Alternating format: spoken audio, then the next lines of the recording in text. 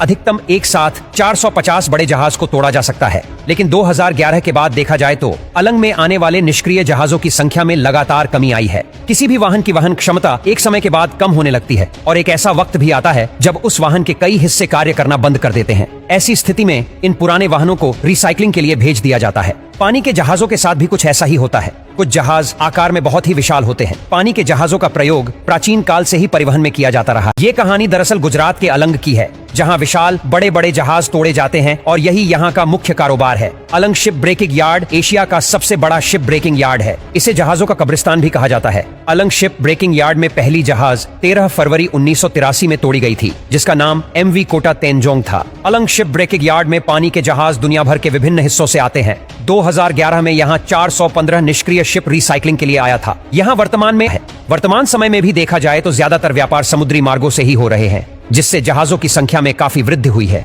परंतु एक निश्चित समय के बाद इन भारी भरकम समुद्री जहाजों को समुद्र मार्ग में ही समाप्त कर दिया जाता है। 1970 के दशक तक जहाज तोड़ने का काम मुख्य रूप से संयुक्त राज्य अमेरिका और यूरोप में किया जाता था, लेकिन श्रम कानून, पर्यावरणीय नियम तथा उच्च लागत के कारण अंततः इस उद्योग को कोरिया और ताइवान जैसे देशों में जाना पड़ा।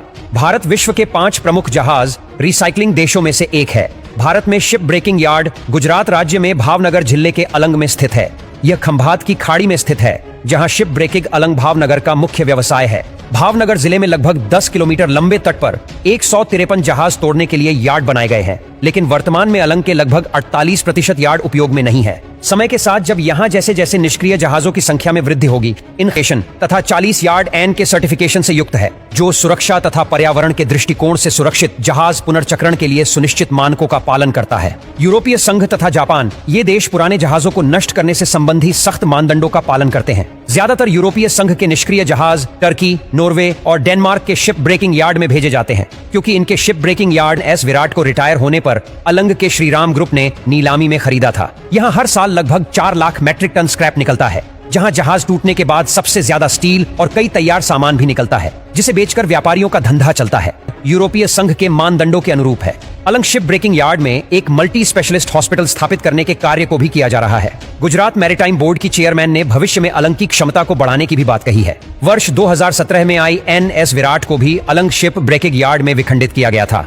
2017 में आई खाली पड़े यार्ड का भी उपयोग किया जाएगा। वित्त मंत्री निर्मला सीतारमण जी ने कहा है कि वर्ष 2024 तक जहाज रिसाइकलिंग की क्षमता अलंग में दोगुनी कर दी जाएगी और प्रयास किया जा रहा है कि यूरोप तथा जापान के निष्क्रिय समुद्री जहाजों का भी शिप ब्रेकिंग भारत में ही हो। भारत दुनिया के 5 प्रमुख जहाज रिसाइकलिंग देशों में से एक है, जो IMO हांगकांग कन्वेंशन में शामिल है। भारत ने इसे 2019 में साइन किया था। वर्तमान में अलंग के 80 यार्ड H के C सर्टिफिकेट